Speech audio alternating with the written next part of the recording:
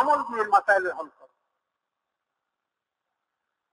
সমস্ত সাহাবাদের উপর চাইছেন যে আমলের দ্বারা জিন্দগি বনবে, আমলের দ্বারা দুনিয়াও বনবে, আখিরাতও বনবে।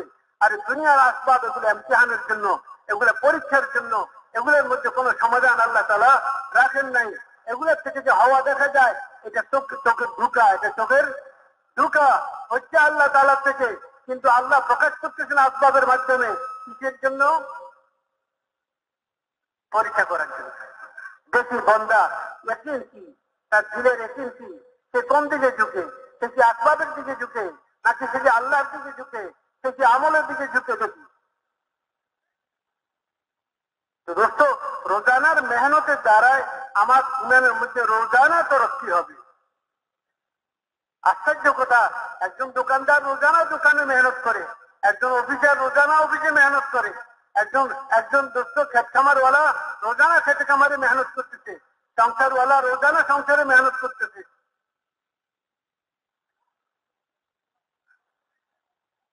আর আমরা যদি রোজানা মেহনত না করি তা আমাদের তরক্কি কিভাবে হবে, আমাদের উন্নতি কিভাবে হবে? আমাদের 3 চিল্লা দেনওয়ালা সাথীদের সংখ্যা বিভিন্ন জেলার পরিসংখ্যানে যেটা দেখা গেছে, 3 চিল্লাওয়ালা আর চিল্লাওয়ালা মিলে কোন কোন জেলাতে প্রায় 30,000, 29,000, তার চাইতে বেশি। 1 চিল্লাওয়ালা মিলে প্রায় 90,000 হয়ে যেতেছে। কিন্তু ঘরের তালিমের পরিসংখ্যানে দেখা যায় বহুত নগণ্য সংখ্যক, অর্থাৎ 3 চিল্লাওয়ালাদেরও ঘরে তালিম নাই।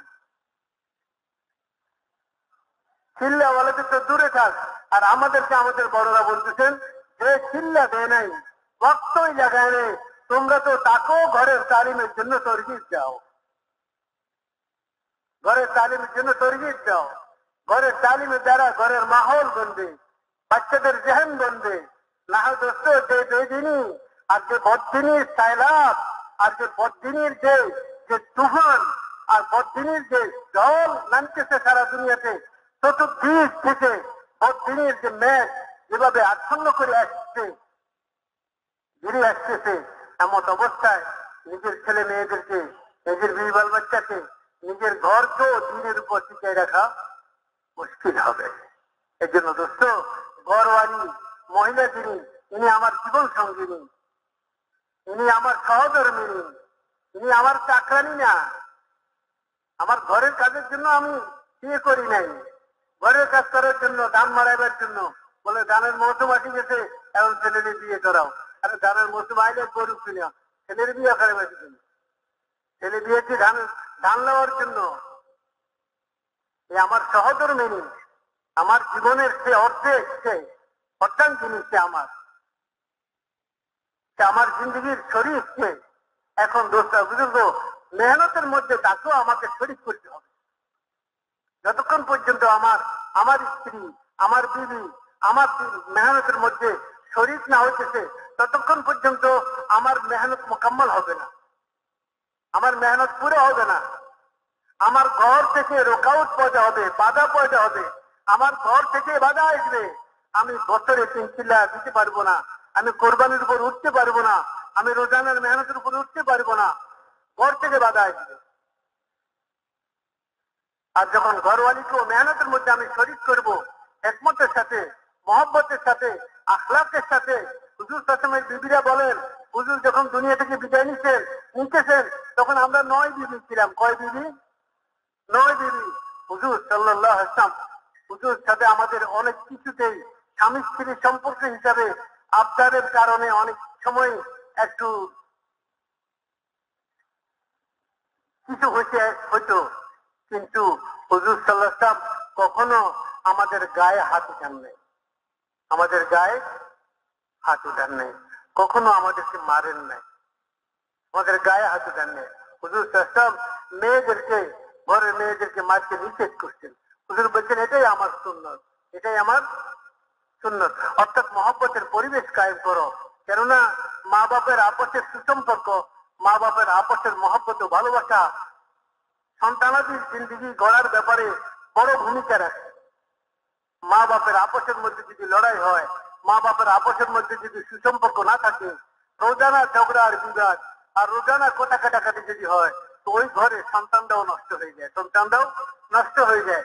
কেউ বাপের পক্ষে চলে যায়, কেউ মায়ের পক্ষে চলে যায়, আর অধিকাংশ মায়ের পক্ষে চলে যায়। আর হইতে হইতে কোনো এক সময় দেখা যায় এরকম যে সে আমার মেহনতের মধ্যে শরীক না, আমি একাই দাওয়াতের ময়দানে চলতেছি, চিল্লা দিতেছি, তিন চিল্লা দিতেছি, বিদেশ সফর করতেছি, এলাকায় কাজ করতেছি, তো ঘরওয়ালাদেরকে কাজের মধ্যে সামিল না করার কারণে দেখা যাচ্ছে যে আমার ঘরে দিনই মাহল নাই, আমার বাচ্চাদের দিনই জাহান বনে নাই, আমার বিবি আমার বাচ্চাদের উপর উল্টা মেহনত করতেছে এবং আমার বাচ্চাদেরকে দুনিয়ার দিকে দুনিয়ার প্রতি তাদেরকে আকৃষ্ট করতেছে। তো দোষটা বুঝবো কোন এক সময় দেখা যাবে যে আমি যখন দুনিয়া থেকে যাইবো, তো আমার তবলিগও আমার সাথে চলে যাবে, আমার ঘর খালি থাকবে, আমার ঘরে তবলিগের কোনো আসরও থাকবে না। আমরা অনেক ঘর দেখতেছি এরকম যে এক বড় কোরবানি দেনেওয়ালা ছিলেন, বড় মেহনত করেওয়ালা ছিলেন, ঘরওয়ালাদেরকে মেহনতের মধ্যে শরীক করার নাই, ওনারা চলে যাওয়ার পর ওনাদের ঘর দাওয়াত থেকে খালি হয়ে গেছে, তালিম থেকে খালি হয়ে গেছে, আমল থেকে খালি হয়ে গেছে, ওনাদের বাচ্চারা অন্য রাস্তায় চলে গেছে, অন্য রাস্তায় চলে গেছে।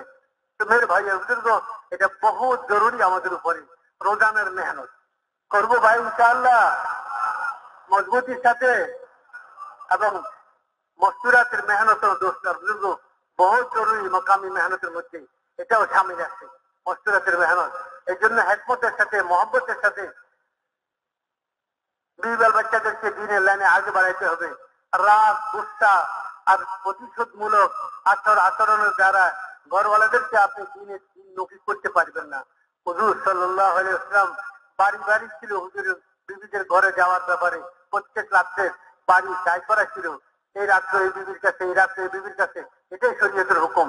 একাধিক বিবি হইলে তাহলে বাড়ি টাইম করতে হবে, খালি একজনের কাছেই বেশিরভাগ সময় থাকবে, আরেকজনের কাছে আরেকজনের খবরও নিবে না, এরকম হবে, এটা শরীয়ত কখনো মানে না। রাসূলের বিবিরা উম্মাহাতুল মুমিনিনরা বলেন যে রাসূলুল্লাহ সাল্লাল্লাহু আলাইহি ওয়াসাল্লাম উনার বাড়ি আমাদের ঘরে, যার যেই ঘরে বাড়ির দিন আসতো সেদিন রাসূল সাল্লাল্লাহু যেই ঘরে যেতেন আমাদের ওই ঘরে যেন আনন্দের বন্যা বয়ে যেত। আর হুজুর সাল্লাল্লাহু ঘরওয়ালাদের প্রতি এত এত স্নেহশীল ছিলেন, এত মহব্বত করতেন। হযরত আয়েশা রাদিয়াল্লাহু আনহা ঘরে হুজুর সাল্লাল্লাহু ঘরে গেলেই বলতেন যে তোমাদের কোনো কাজ আছে যেটা আমি করে দিতে পারি, একটু বলো, আমি সেটা করে দিই। তোমাদের কোনো ঘরের কোনো কাজ আছে যা আমি করে দিতে পারি, বলো। তো বলছেন যে ইয়া রাসূলুল্লাহ বকরির দুধ দেওয়া হয়নি, বলে দাও বান্ধ আনাইতেন, আর বকরির পিছনে দুই পাও হুজুর সাল্লাল্লাহু আলাইহি ওয়াসাল্লাম দুই হাতের মাঝখানে ধরে আটকাইয়া তারপর দুধ দিয়ে দিতেন, ঘরওয়ালাদের সহযোগিতা করতেন। হযরত আয়েশা রাদিয়াল্লাহু তাআলা আনহা রুটি বানাইতেছেন, ওনাকে বলতেন যে আয়েশা একা একা তুমি কত কাজ করো, আটা গুনতেছ, আবার রুটি বেলতেছ, আবার চুলাই দিতেছ, আবার লাকড়ি দিতেছ, একা একা করতেছ, আচ্ছা আচ্ছা লাকড়ি দেওয়ার কাজটা আমি করি, বাকিটা তুমি করো, আমি সহযোগিতা করি, তোমাকে সহযোগিতা করি। দোস্ত, ঘরের মধ্যে দিন জিন্দা করা, ঘরের মধ্যে দিনই পরিবেশ বানানো, দিনই মাহৌল বানানো এত সহজ না, আখলাক লাগছে। এজন্য দাওয়াতের জন্য সবচেয়ে বেশি জরুরি যে দায়ী আখলাকওয়ালা হয়। দায়ী কি হয়? আখলাকওয়ালা হয়। দাওয়াতের সবচেয়ে বড় হাতিয়ার হলো আখলাক। একজন দায়ী আখলাকওয়ালা হবে, মানুষের সাথে সুন্দর আচরণ করবে, সুন্দর ব্যবহার করবে, বিচার ও হামদর্দি তার মধ্যে থাকতে হবে, অন্যের জন্য ত্যাগ করা, অন্যের জন্য নিজের জরুরতকে কোরবান করা, এই সিফাত তার মধ্যে থাকতে হবে। না হয় দোস্ত দাওয়াতের লাইনে না সে তরক্কি করতে পারবে, না তার মেহনতের দ্বারা কাম বাড়বে। এই জন্য ভাইয়া বুজুর্গ মাকামি মেহনতের মধ্যে জমবো, রোজানা দোস্ত 2.5 ঘন্টা থেকে 8 ঘন্টা পর্যন্ত দোস্ত বুজুর্গ নিজের কোরবানিকে বাড়াবার জন্য চেষ্টা করবো ভাই ইনশাআল্লাহ। এবং মাসে আমাদের বড়রা বলতেছেন 10 দিন করে লাগে। পুরনো সাথী থেকে আপনারা পুরনো সাথী, সারা জীবন আপনারা আমরা দাওয়াত এটাই দিচ্ছি, রুজি দেনওয়ালা আল্লাহ, তো 10 দিন দিলে কি সমস্যা হবে? আমাদের তো দাওয়াতের বুনিয়াদি কথা এটাই যে মখলুক থেকে কিছু হয় না। আর দায়ী তো তাকে বলে যার দিল গায়রে খোদা থেকে পাক, মখলুক থেকে পাক, যার দিলের মধ্যে মখলুকের তাসুর নাই, মখলুকের কোনো আসর নাই। সাহাবারা ইমানের লাইনে এত মেহনত করছেন, দাওয়াতের রাস্তায় এত জান ও মালের কোরবানি দিচ্ছেন, উনাদের ইমান এত পাক্কা হয়ে গেছিল যে দোষটা বুঝবো মরা সাপ আর জিন্দা সাপ তাদের কাছে বরাবর